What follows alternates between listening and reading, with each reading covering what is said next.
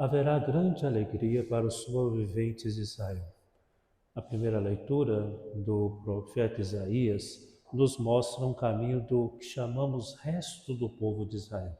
E esse resto do povo de Israel não é o que chamamos de resto desprezível, mas vamos vendo da parte de Deus um grande otimismo em acreditar no resto e nas coisas pequenas ou na pequenez humana. Então, Deus confia em nós. Muitas vezes nós queremos criar medidas ao nosso respeito. Não vamos dizer assim, nós enxergamos com o nosso olhar humano e Deus enxerga com o seu olhar divino. De fato, as pessoas grandes que enriquecem suas almas, alargam seus modos de ser, enxergam as pessoas, as outras, com o mesmo tamanho e largueza. Quem é estreito, quem não cresce, quem não tem vida de fé, tende a enxergar as coisas miúdas e nem ajudar as pessoas a crescerem. Ao invés de estimulá-las, fica muito mais preocupadas em colocá-las em medidas pequenas. Então, Deus é grande, Deus tudo fez. Ele não vai dizer a mim e você sobre coisas pequenas. Ele vai querer que façamos coisas grandes, coisas do jeito dele, porque Deus é Deus.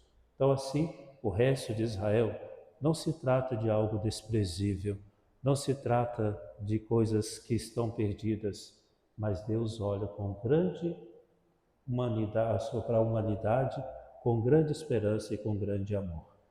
Então, assim, aqueles que parecem o resto ou sobreviventes, Deus vai colocar sobre ele toda a sua confiança.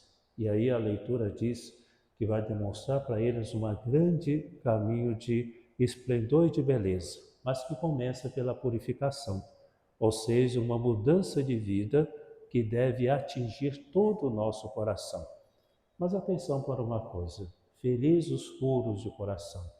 Não se trata simplesmente de viver de coisas que vou ficar longe do pecado, do sexto mandamento ou de coisas afetivos sexuais. Também. Mas um bonito sentido é pensar que a pureza do coração é aquelas pessoas que não são ingênuas, que não são estúpidas, sabem que as pessoas aprontam, sabem da maldade do mundo, mas continua confiando nas pessoas e na conversão delas. Então, na verdade, as pessoas puras de coração pensam como Deus, quando se trata de olhar para as pessoas. Deus sabe que nós somos cheios de pecados, mas o Senhor não desiste de nós e conta conosco. Depois, uma outra coisa que vamos repetidamente ver neste tempo do Advento é o que o Salmo 120 propôs. Que alegria quando me disseram, vamos à casa do Senhor. Jerusalém, nossos passos já se detêm em tuas portas. Esse é o dos chamados Salmos da Subida. Então, quando as pessoas já chegavam perto da cidade, já vendo a cidade de Jerusalém, começavam a cantar. Que alegria quando me disseram, vamos à casa do Senhor.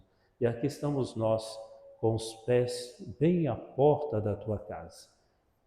Eu vivo uma experiência espiritual que foi um presente de meus pais.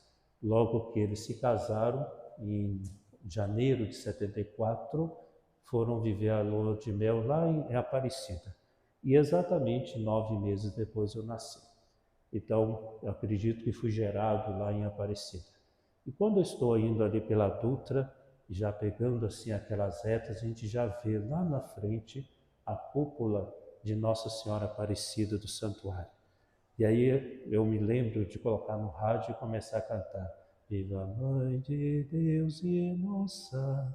Ou seja, que alegria estar na casa da Mãe do meu Senhor. Que alegria chegar neste lugar e aqui visitar, vamos dizer assim, até mesmo as minhas raízes.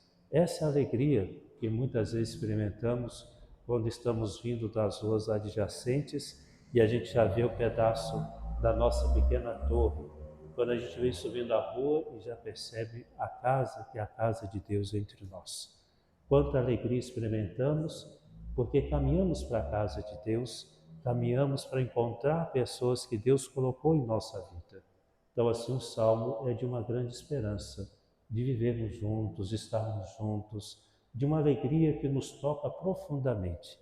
Nós que estamos um pouco mais distante de casa, né? Quando a gente vai chegando próximo, já vendo a última curva, a última esquina, a gente diz, estou chegando em casa.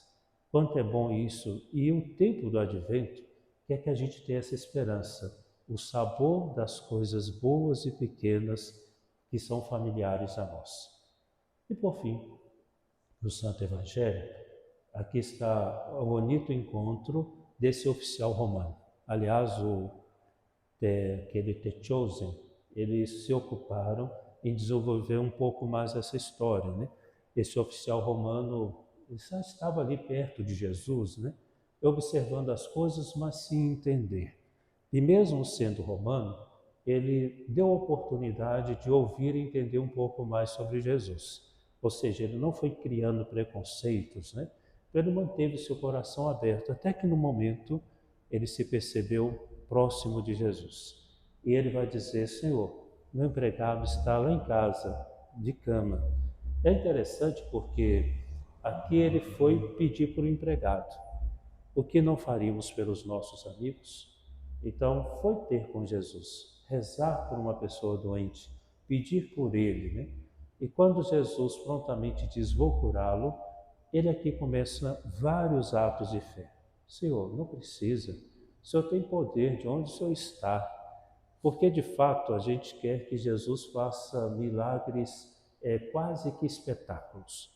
Se o Senhor puder fazer para eu ver, vá lá em casa, né? Entra aqui na minha casa, realize esse milagre que eu estou esperando. Venha logo, Jesus. Não, não precisa, Jesus. Olha, eu que sou uma pessoa humana, né?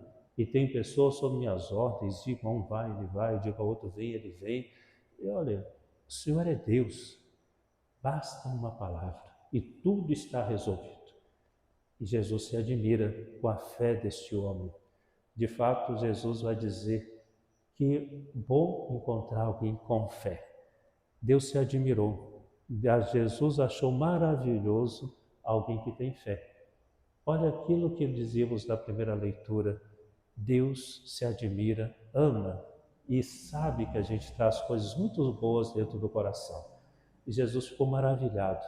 Que bom encontrar alguém com fé. E aqui é interessante que para fazer parte do povo de Deus, ele era um estrangeiro.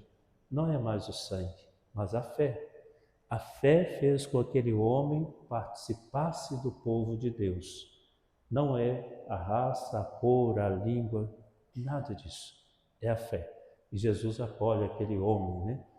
E assim Jesus termina com uma outra grande última esperança. Eu vos digo, muita gente vai se reunir lá na casa, vindo do Oriente e do Ocidente, junto com Abraão, Isaac e Jacó. No fim de tudo, vai ter uma mesa muito grande, com muita gente assentada naquela mesa. O Advento está falando disso. Por isso que é bom que façamos festa, sobretudo lá no Natal. Que não seja uma mesinha lá na cozinha da gente, apertadinha, com 2 ou 3 pessoas comendo, mas que seja uma mesa grande, aonde possamos nos assentar todos, mostrando aquilo que vai ser o céu. Mesa grande, gente de todo lado, alegrando-se na casa de Deus.